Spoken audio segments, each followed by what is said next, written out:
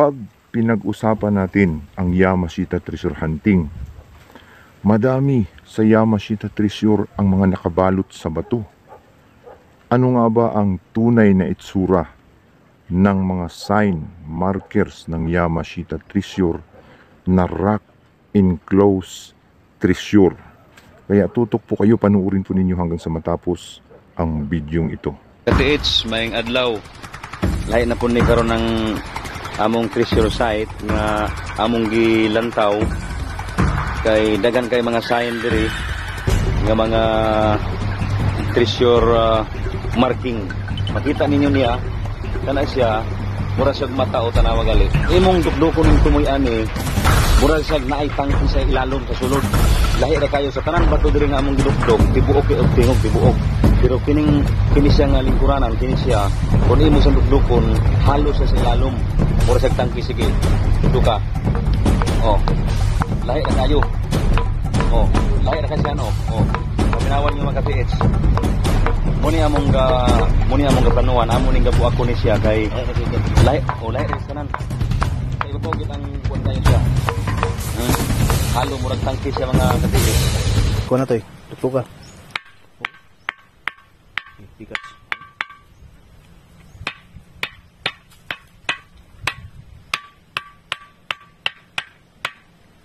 Pangatulong ba to? Pangatulong po isa. Matapad.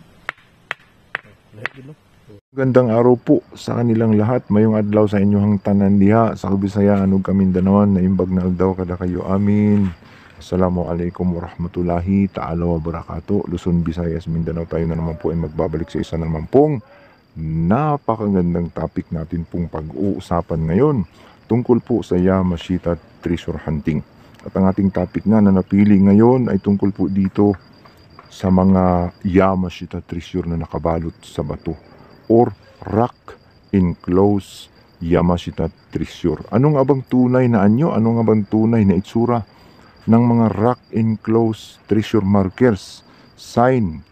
Dapat nating maintindihan ito, hindi lamang nakita natin ito, hindi natin nalalaman ang itsura, porma, ano ang kahulugan nito, para matukoy natin ang mga sikreto na nakatago na kayamanan itinago ng mga Japanese Imperial Army sa iba't ibang lugar dito po sa bansang Pilipinas, no? Kaya bago natin umpisahan ito, no, tayo po muna ay magpapasalamat sa lahat po ng ating mga tagapanood, mga subscribers, buzzers, haters. Maraming salamat po sa patuloy po ninyong panonood, pagsuporta, pagko-comments po sa aking mga videos, no. At sa lahat po ng hindi pa nakapag-subscribe, no, pakipindot na lamang po ang subscribe button sa ibaba at ang notification bell para updated po kayo sa mga i-upload ko pang videos, no. So tayo nga po ay magpapatuloy, diretso po tayo, wala po tayong mga break. At ito nga ay pag-uusapan na naman natin ito pong Yamashita Treasure Hunting, no. At paborito natin ito sa lahat po ng mga hindi mahihilig. Pwede po kayong mag-skip, no. Huwag na po tayong mag-comments ng masasama, masasakit, sapagkat nagbablog lang tayo. At ito pong ating ibinabahaging vlog ay patungkol po sa mga kayamanan. Kaya yung nagko-comments na napusis tayo sa kayamanan, ganyan po talaga ang vlog. Kung ano po yung napili nating topic, kung ano yung mga taga-subaybay natin, taga-panood natin, yun po yung ating pinapag-usapan. Hindi tayo nag-uusap dito ng kung ano-ano, kung ano po ang hilig ng ating pong taga-subaybay, mga taga-panood, ayan po ang ating laging itinatopic. So, pasensya na po sa lahat ng hindi mahihilig sa Yamashita Treasure. So, patuloy tayo. Marami pong mga Yamashita Treasure, no, sa kabundukan na hindi pa natutuklasan. Ang iba ay natuklasan na, nakakuha na yung iba, na nahimik na, bigla nang nawala, no, sa atin pong messenger, na block na tayo.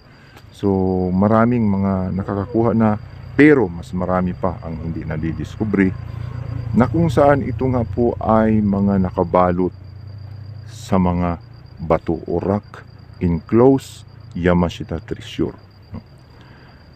Atin pong lilinawin, atin pong ibabahagi sa inyo ang pinaka sign, no, ng mga rock enclosed treasure, no, na kapag ating makikita ay tiyak nasa loob ito ng bato at babalbagin natin yung bato at matatagpuan natin doon sa loob ng bato ang itinagong kayamanan ng Yamashita Treasure. Pero maraming nalilito, no? Kasi ang mga sign markers minsan ay may iba't ibang direksyon, no? Iba't ibang porma. Parihas ang itsura ng sign, no? Parihas ang porma, pero iba ang direksyon, no? Hindi natin alam kung pakaliwa, pa kanan, pa north, pa south, pa east, pa west. Basta't nakita natin na yun ay rock enclosed Yamashita Treasure sign, ay mapagkamalan na natin na ito ay rock enclosed o nakapaloob sa bato. So dapat nating klaruhin, dapat nating maintindihan para makasigurado tayo hindi tayo magsayang ng pagod. So ang rock enclosed treasure, Yamashita Treasure, mga treasure na ibinalot sa bato ay nasa left side, no, na letter C na may tuldok mismong sa pinakagitna, no? Hindi sa outer, hindi pumantay sa dulo.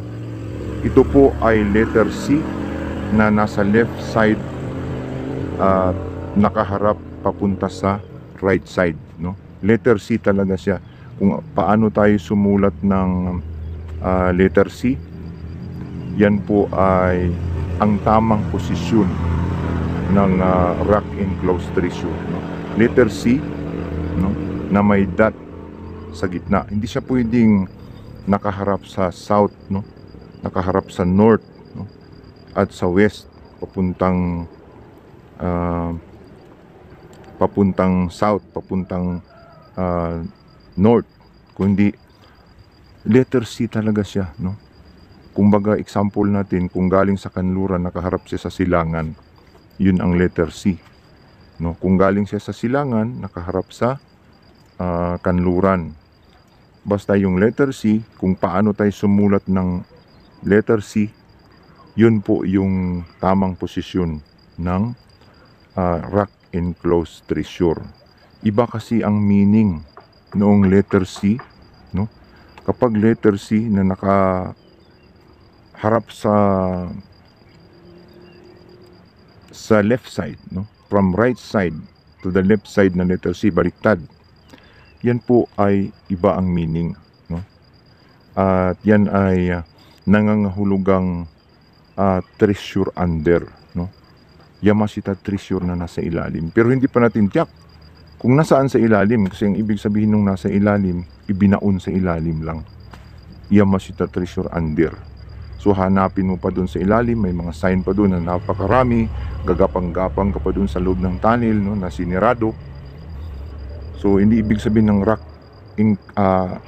treasure under pala ay automatic na sa ilalim na, no. Marami pang gagapangan yan. So itong rock enclosed treasure, no, ulitin natin, no? May dalawang sign siya, no, sa kudigo. Yung isa medyo patulis, no? Para siyang letter U na may tulis, may parang triangular arrowhead, at may tuldok na naman yun sa gitna, may dot. Yun po yung rock enclosed treasure na pangalawang Yamashita Treasure sign. Yung letter C na yun ay may tamang posisyon, no? Parang letter U na letter C na pahaba, no? May tamang posisyon, no? Mula siya sa kanan papunta sa left side. So baliktad naman ito. Pero pahaba kasi ito, hindi ito letter C na parihas doon sa naunang marker. Ito ay parang letter U na pahaba, then mayroong tulis, no? Mayroon siyang tulis na kung saan dito sa ulo niya, at may tuldok, may dot sa gitna. Kailangan mapamiliarize natin ito kasi posibleng makatagpo tayo nito sa kabundukan, at kapag wala tayong idea ay hukay tayo ng hukay. Subalit naroon lang pala sa mga bato, no? Yung may tatak na parang letter U na pahaba na mayroong nguso, no? Rock enclosed. So, ano ibig sabihin ng rock enclosed? Nasa loob ng bato, no? So, paano natin malaman naman ngayon kung talagang doon sa may tatak ba mismo o nasa paligid ang rock enclosed na ito na tinutukoy? Kasi marker lang yun na nagsasabing may itinago sa loob ng bato, no? So, pwedeng nandoon nakahalo sa ilalim ng malaking bato na may tatak, no? Nandoon siya sa ilalim. At kapag pinukpok natin, malalaman natin. Kaya marami sa atin ang nagpapadala ng video, no, na pag naghahanap sila, pinupukpok nila at iba ang tunog, yun ay prospect na ng rock enclosed. Mayroon iba na direkta doon sa bato, siya na mismo yung Yamashita Treasure, yung uncut precious stone. Subalit may mga malalaking bato na parang bahay, no, na nasa gitna. Gumawa ang Hapon ng artificial na bato.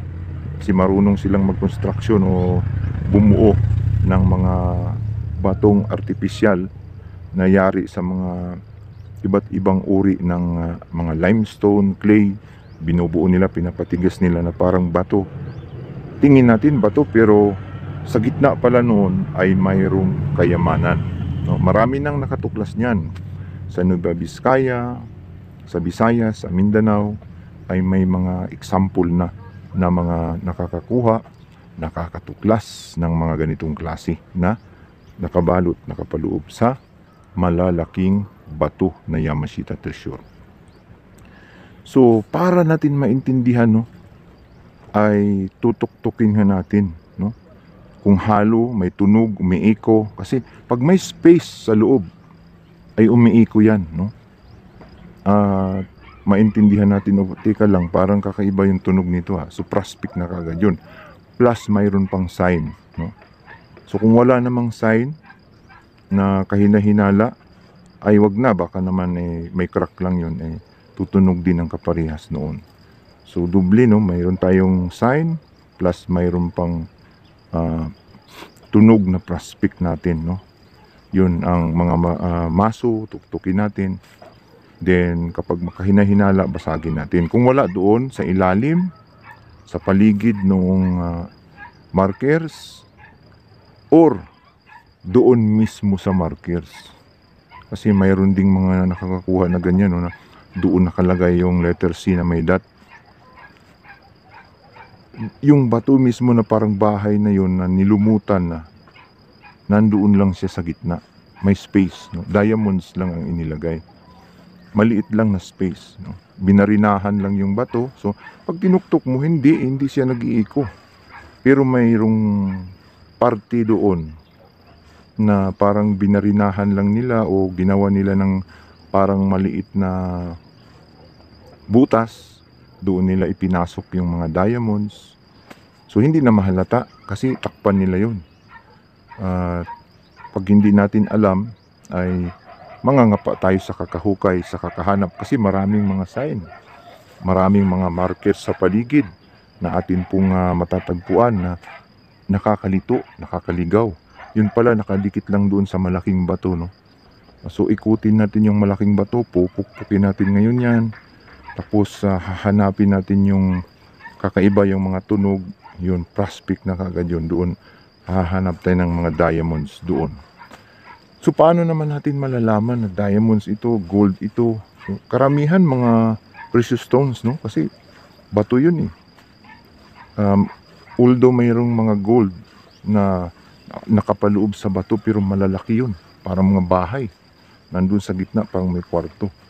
Nandun yung gold. At saka nakababad sa tubig yung malaking bato. Mismong dinadaluyan ng sapa, maliit na sapa, or mga water spring. Nandoon nakababad yung batong malaki, tapos may compartment sa loob, may space. Nandoon lang pala ang Yamashita Treasure na nakabalot sa loob ng bato, no? Marami na ang nagtry, hukay ng hukay, no? Halos naubos ang pera, no? Walang nakukuha. Yung pala, yung inupuan na bato, yung inuupo-upuan lang, nandoon lang pala sa loob, no? Ganon kahusay mga ka-treasure hunter. So dapat nating maintindihan ito, malaman ito, para po hindi tayo maligaw sa atin pong paghahanap sa mga itinagong sikreto ng mga Japanese Imperial Army. So yan po, malinaw ang atin pong pagpapaliwanag. Magandang ating topic na naibahagi sa inyo ngayon para po magkaroon tayo ng idea tungkol po sa mga tunay na sign markers ng rock enclosed Yamashita Treasure na itinago sa buong Pilipinas sa kabundukan. So, good luck sa atin pong mga kababayang Yamashita Treasure Hunter. Sana po ay makatagpo kayo sa mga kayamanang ito. Hanggang dito na lamang po. Maraming salamat po sa patuloy po ninyong pagsuporta, pagsubaybay sa akin pong mga videos. Pakishare, likes na lamang po kung nagustuhan po ninyo ang atin pong naging topic sa araw po nito. Hanggang dito na lamang po. Maraming salamat po sa patuloy ninyong panunood. Ito po ang inyong ka-treasure hunter na sasabing kapag tayo po ay naghahanap, tiyak na tayo po ay makakahanap.